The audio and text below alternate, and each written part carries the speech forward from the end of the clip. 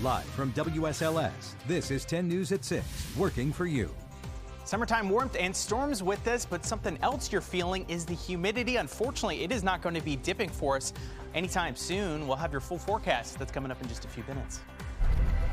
And the impact of Ironman being felt around the region, the boost in business this weekend's race provided. But first, your vote chooses who will be on the ballot for the Commonwealth's top positions. The race our political expert thinks will be the one to watch. Good evening and thanks for joining us for 10 News at 6. I'm Lindsay Ward. And I'm John Carlin. In just 12 hours now, the polls will open for you to cast your vote in the primary race. And there are several races on the ballot, but one of the biggest is the Democratic seat for governor. Many of them making last-minute efforts to secure your vote today. 10 News reporter Lindsay Kennett joins us now live in the newsroom. So, Lindsay, one candidate is really leading this pack. Exactly, he is. And this one is a familiar name. Former Governor Terry McAuliffe is vying for his second term as governor. And like you said, he is leading the polls with 47% of the vote.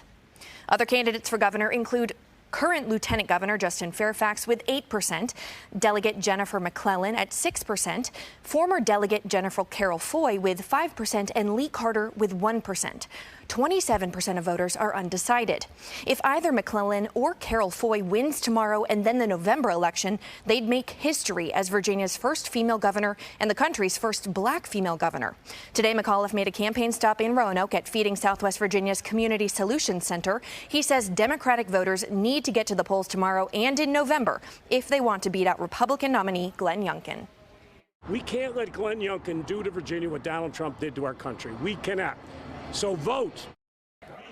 10 News political analyst Dr. Ed Lynch says McAuliffe is likely to win, and because of that, he believes voter turnout might be spotty across Southwest Virginia. We reached out to other candidates about their last-minute campaigns today. Carol Foy focused her attention on the Richmond area. McClellan also paid a visit to Richmond and heads to Charlottesville tonight. Reporting live in the newsroom, I'm Lindsay Kennett, 10 News, working for you.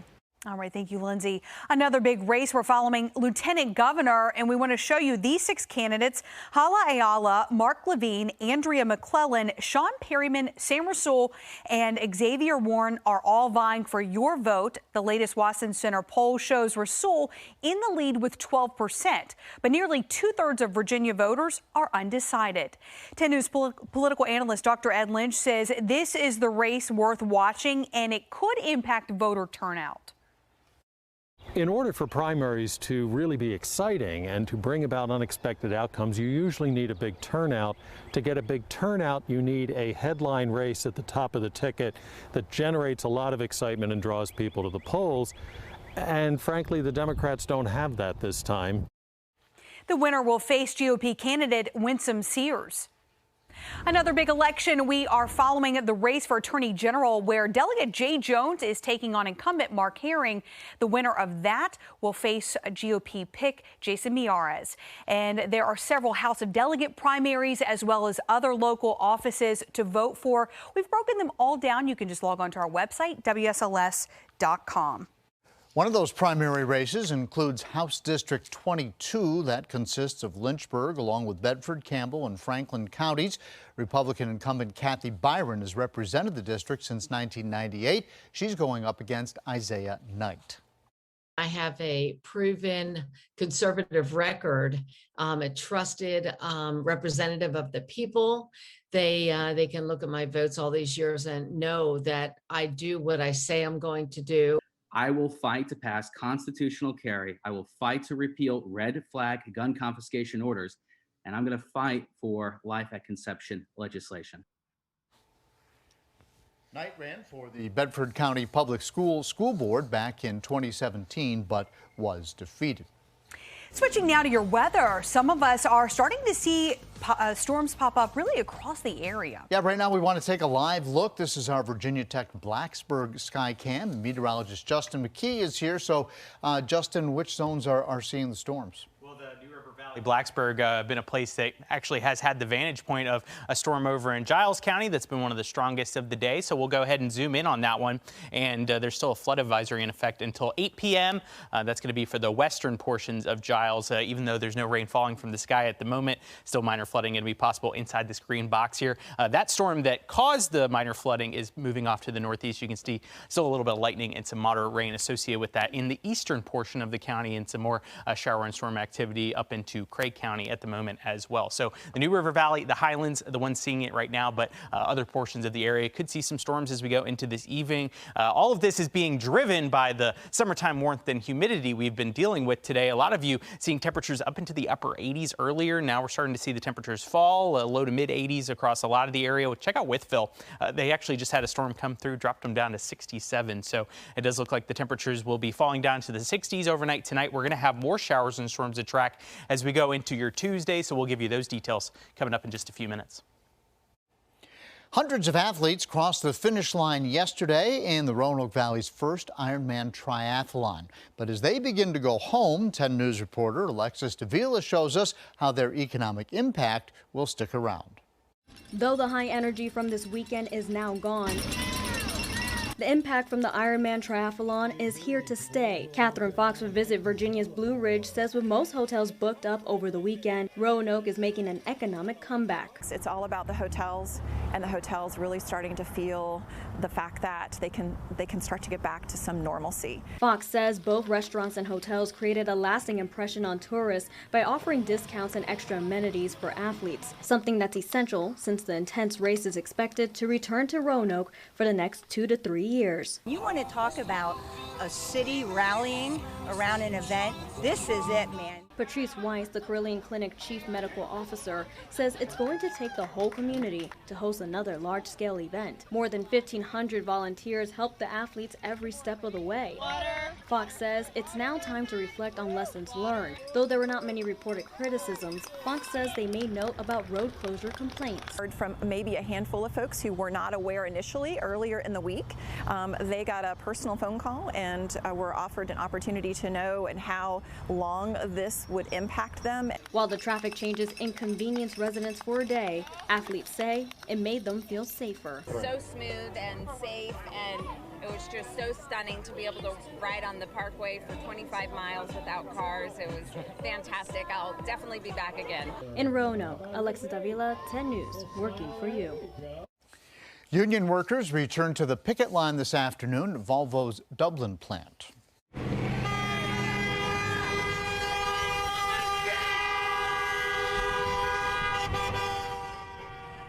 The union said there were issues with several items in the new proposal, including wages, job security, health care, and schedules. Volvo says it's committed to continuing negotiations. The union will meet up on Wednesday to continue those discussions that began in February.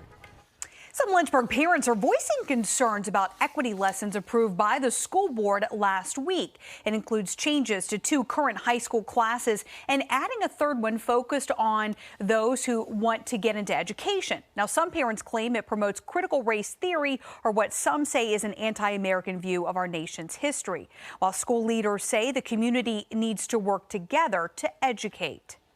Critical race theory doesn't come together. It says, you're victimizing me and nothing you can say will convince me otherwise. Critical race theory has been around for a while, and truly it is not what it is being suggested in a more divisive or political partisan way.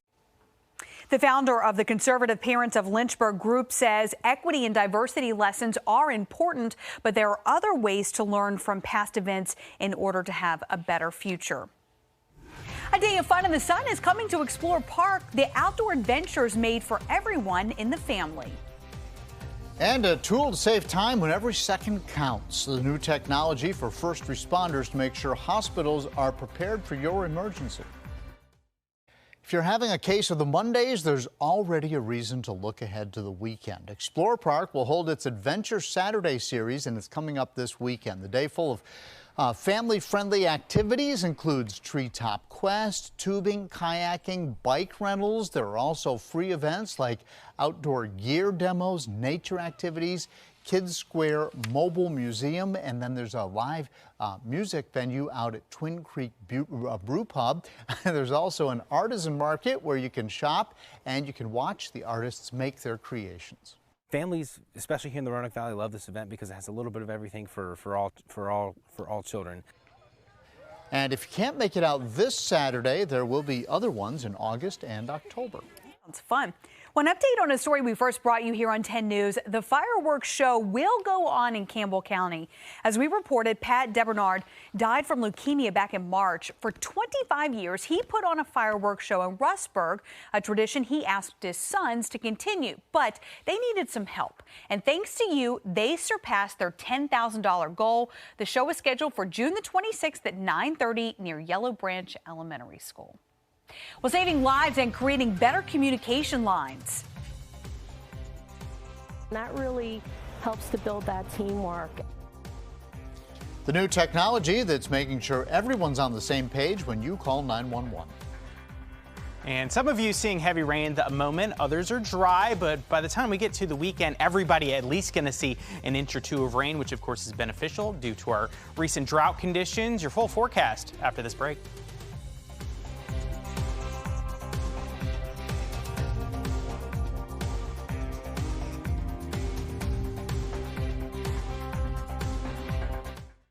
When it comes to saving a life, of course, every second counts, and new technology is helping first responders across Southwest Virginia cut down that time as they bring patients to the emergency room. New at 6, 10 News reporter Annie Schroeder shows us how it works. When responding to a 911 call, communication is key. The saying is time is muscle, or time is brain cells. So new real-time technology being used by the Salem Fire and EMS Department is hoping to make that line of communication smoother. They can be working on their diagnosis and treatment plan before the patient ever arrives. The system allows paramedics to send important patient information in real time, and it's sent directly to staff at Lewis Gale Medical Center. It allows the ED to prepare whatever rooms, trauma rooms or whatever, to really take the best care of that patient. Case studies have found new technology like this decreases the likelihood of having a negative outcome for the patient. The ability to get real-time information to not only the ED, but also to the cardiologist prior to arrival to the hospital is just an amazing thing to have at this point. One of the major benefits of the new technology is that it allows fire and EMS staff to follow up with patients they may have transported to the hospital. We can take a picture of that lesion where the blockage was before and after and share that with our EMS colleagues, and that really helps to build that teamwork, and I think it's really exciting for everyone. In Salem, Annie Schroeder, 10 News, working for you. Sovah Health has extended its visitation hours. Both the Danville and Martinsville hospitals will allow guests from 9 to 1 and 4 to 8, but you will not be allowed to visit high-risk patients. You can have one visitor per time block, and they must be over 18. Your local weather authority, always watching and tracking for you from the JES Weather Center. Lots of clouds on the map right now, and of course the radar has been active for a good portion of the afternoon and into our evening. We have the view of Poor Mountain. Here's Blacksburg at Virginia Tech. We also have the Roanoke-Blacksburg Airport, and then downtown Roanoke, our Virginia Tech Carillion sky cam. Been trying to bop around to different portions of the viewing area during our newscast today to let you know where those showers and storms are located. Of course, the best resource you can have is our local weather authority app, and you can see the radar exactly where you live to see if one of those showers or storms is about to track over your area. Here's a look at Bedford County. So we've been seeing these storms kind of pulse, and then they come back down in strength and then right back up in strength. Right now, this storm is pulsing, and it has a little bit of lightning associated with it, as well as some heavy rainfall. So we're going to be tracking that one as that one continues off to the northeast. The chance for rain stays at about 40% for the next few hours. I think by the time we get to 11, 12 o'clock tonight, that's when we start to see those shower and storm chances really dissipate, and eventually we are completely dry overnight tonight. tonight and for the early stages of your Tuesday, but eventually the same time frame as what we saw showers and storms today will be when we'll see them again as we go into tomorrow. The temperatures quite warm. That's part of the reason that we are seeing those showers and storms pop up as we go into this evening. Another reason is all of the humidity. You can see dew points are kind of in a gross category right now, 60s and 70s, including 72 in Roanoke. You can definitely feel the moisture outside, and unfortunately, if you do not like the humidity, it is not going to be going anywhere anytime soon. It looks like we're staying humid for at least the next 3 days, and I wouldn't be surprised if every single day on the 7-day forecast we are pretty humid. So the warmth, the humidity not going anywhere anytime soon, and of course it will be fueling our storm chances, especially as we go into Thursday and Friday. That's when we're going to be the wettest here in our area. If you're looking for some more quiet weather, maybe a little bit more sunshine, we're really looking at early next week for those possibilities. So we're zooming things out, giving you a look at what we're tracking. So there's a low pressure system that's going to be out to the west. You can see the flow of this is out of the counterclockwise, so that is going to bring some moisture into the area. We see those showers and storms generally during the afternoon and evenings on all of the days over the next 5 days. Now, some of the days are a little bit wetter than others, including Thursday and Friday. Of course, we need the rain. We are under a moderate drought, at least for half of the viewing area. So any storm could dump as much as 1 to 3 inches of rain, and we need at least 3 inches over the next 4 weeks to, of course, get out of that drought. So here's the forecast for the next 24 hours. 68 the low, and then the high tomorrow about 87. We're going to see the same kind of timing tomorrow with some scattered showers and storms. Here's your extended forecast. Looks like Wednesday, very similar to tomorrow. Thursday, Friday, the chances up to about 60%. Eventually, we are going to see those come down a little bit as we go into the weekend. We'll send things over to Appy. All right, thank you, sir. The latest from OKC is the Dukes are a win away from the College World Series softball finals and playing as we speak. And we honor another first and 10 standout during our spring football season. All that and more is coming. Sports is next.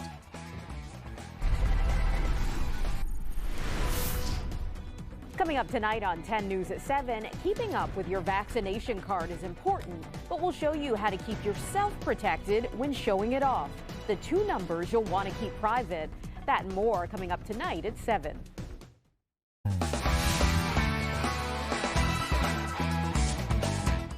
Well, Pulaski's historic Calfee Park will play host to the 2021 Appy League All-Star Game. Major League Baseball, USA Baseball, and the Appalachian League made the announcement this weekend. The game will be broadcast on the MLB network and is scheduled for Tuesday, the 27th of July. Calfee Park dates back to 1935 and has been renovated over the past half-decade to the point where it's been voted as one of the best ballparks in America by Ballpark Digest. Meantime, JMU's hopes at a national softball championship back on the line this afternoon. A win over Oklahoma would advance them into the finals series. A loss ends their season. And I can tell you as the game continues, it started well. First pitch home run for Kate Gordon. But since that point, it has been all Oklahoma. It is now 7-1 in the 7th. Odyssey Alexander obviously knocked out of this game, not pitching anymore. Oklahoma leading 7-1. We are in the 7th. Baseball regional action. Old Dominion and Virginia are being delayed before their start in Columbia. I'll remind you, the winner moves into a super regional series matchup, but that game, which was pushed back to begin with, has not started yet because of severe weather in the area. Moving on, our first and 10 Player of the Week Trophy Tour rolls on today with a stop at Patrick Henry to honor their star quarterback, Roy Gunn. Gunn wins the award for a huge one-point win at Pulaski, where he put up nearly 300 yards and 3 touchdowns in leading the Patriots to a 1-point road victory. Gunn is a 3-year starter for Coach Alan Fiddler, threw for more than 5,000 career yards, led PH into the region's semis of the Class 5 playoffs. He was everything you look for in a leader during this unusual COVID spring season. He'll continue his career at FCS playoff team this past spring, VMI. He gave us a presence this year that the younger kids could look up to, and we played a lot of younger kids this year. And, you know, they looked up to him, and he did a good job of leading them in the right direction. Well, it all came down to, like, I had to work hard that first semester to get there. And when it came down to it, VMI was my only D1 offer. So my dream's been playing Division I football, so I had to take the chance. Congrats to Roy, who can play multiple positions, but will be headed to VMI as a quarterback. The tour continues this week with our Player of the Year coming up later this week. Nick Saban will be at Alabama a long time. We've got NBA playoff action tonight, and the Radford boys and girls tennis teams fall in semis today. NBC Nightly News coming up next. We'll see you back here at 7.